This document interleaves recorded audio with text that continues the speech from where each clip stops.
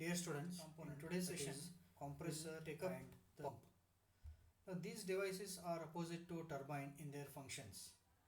As I mentioned here, turbine is a power producing device and compressor or pump is power absorbing device.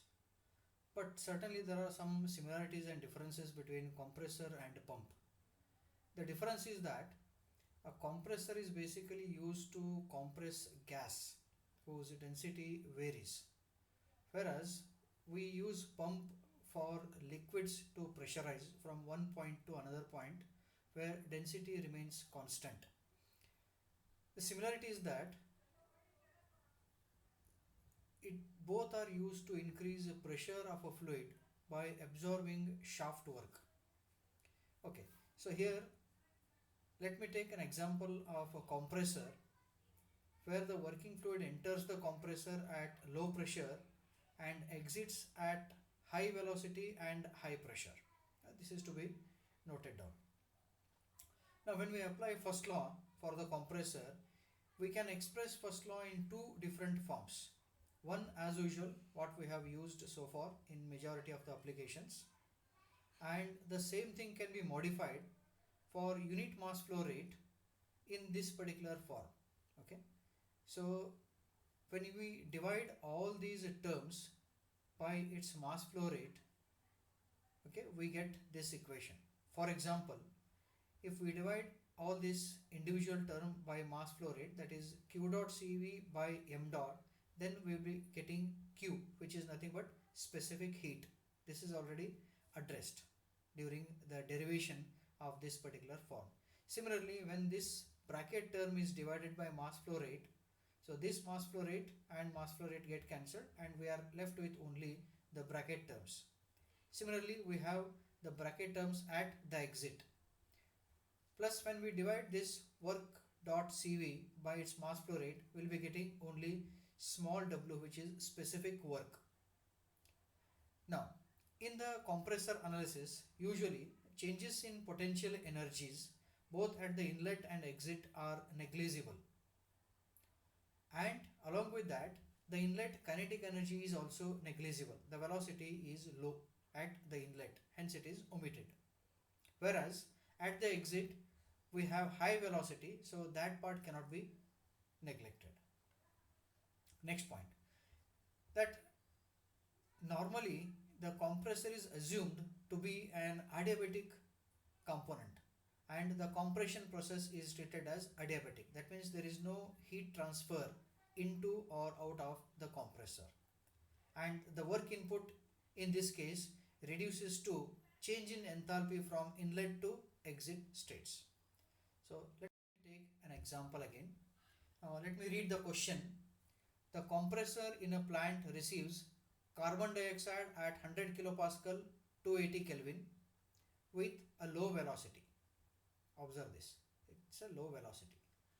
At the compressor discharge, the carbon dioxide exits at 1100 kilopascal 500 Kelvin with a velocity of 25 meters per second. Observe this.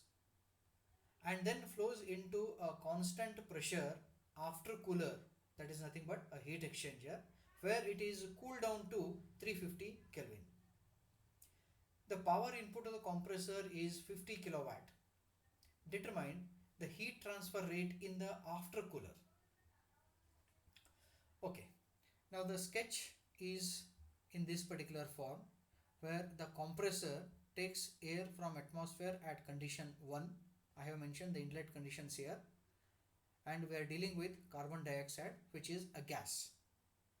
So carbon dioxide enters at 100 kilopascal and 280 Kelvin into this compressor at section 1, and it exits from the compressor at state 2 at the conditions mentioned here, 1100 kilopascal, 500 Kelvin and 25 meters per second with a velocity.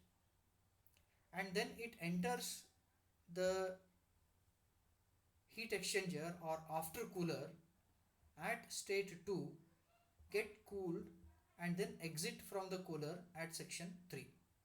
So some amount of heat from the carbon dioxide is absorbed and is given out.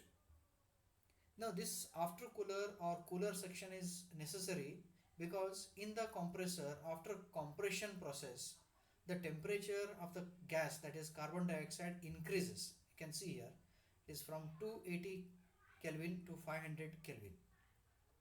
It becomes essential to remove heat from the compressed carbon dioxide. Hence we are using after cooler or a heat exchanger. Now the difference is that compared to the previous numericals, we are now using two control volumes, one for compressor section, another for after cooler section. So I'll be calling this as CV1 and this as CV2 in my further analysis. So the analysis goes like this. Let us assume that carbon dioxide behaves as an ideal gas. As we all know, okay, carbon dioxide is or can be treated as an ideal gas. So solution is that the first law equation for the compressor for control volume 1 is given by this particular form. This is on unit mass flow rate basis. So when we rearrange the term and substitute, we are left with only W minus because it is work absorbing type, H2 minus H1 because from the H1 term, potential energy at the inlet, kinetic energy at the inlet is omitted. So we are left with only H1, Q being 0 as I have mentioned here. Okay. So the final form is in this particular equation, H2 minus H1 plus half V2 square. Now substituting these values.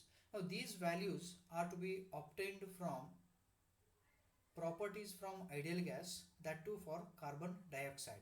The properties I have already listed in the last slide that you can refer, or if you find it from the property tables, it is okay.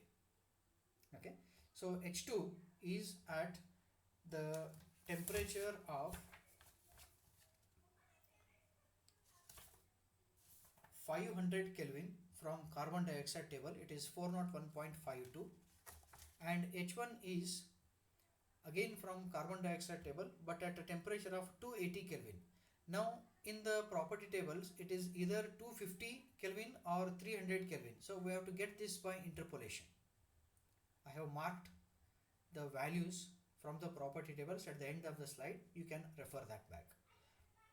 Plus half V2 is given, that is exit velocity. It is 25 square by 1000. Again this 1000 is to convert from meter square per second square into kilojoule per kg so that we can add all the values. So after all the substitution, the answer is 203.8 kilojoule of work is required per kg of carbon dioxide to be compressed. So that is the work transfer required.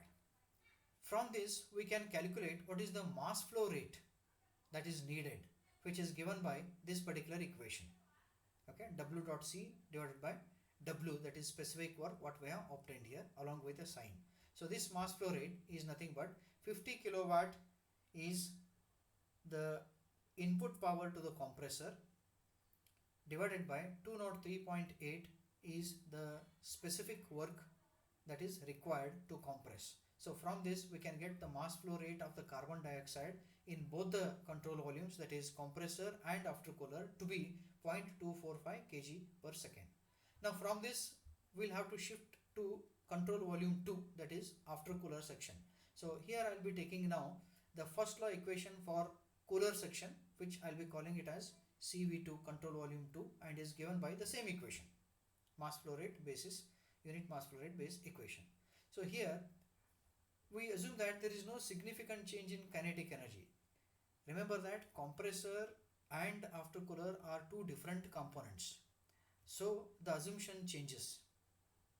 Okay, so our assumption is that there is no change in the kinetic energy, and again we look for H from carbon dioxide or properties from ideal gas equation, and the final form of this above equation for a cooler section reduces to only Q is equal to H3 minus H2, as rest all cases like potential energies both at inlet and exit, kinetic energies both inlet and exit gets eliminated. okay, because it is a constant pressure component. Again, it's an assumption. Therefore, the specific heat is obtained from H3, which is the exit condition from the cooler.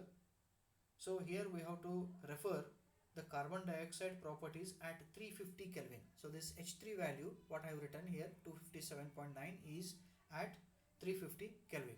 Again, H2 is as same as what we have obtained here from the property tables at a temperature of 500 Kelvin. So the final answer is this much kilojoule per kg of heat.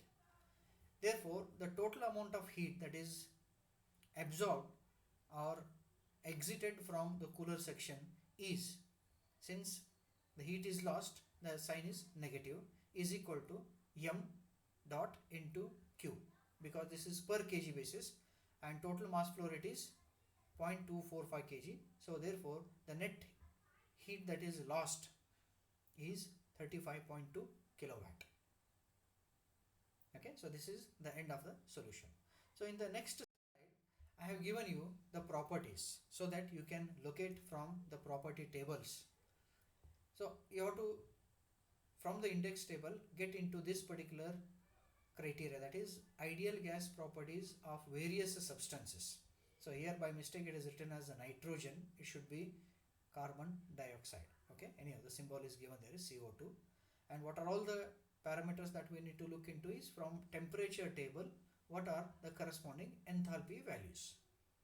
So here this is H2 at 500 Kelvin, the corresponding value is 401.52, and at 350 Kelvin, that is H3 from the cooler exit, the value is 257.92.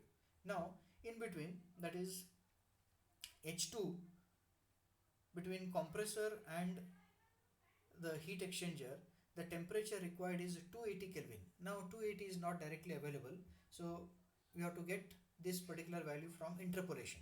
So 250 and 300 temperature, and the corresponding values of enthalpies are 173.44 and 214.38. From this you have to get the corresponding enthalpy at a temperature of 280 Kelvin. That is what is mentioned in the above slide.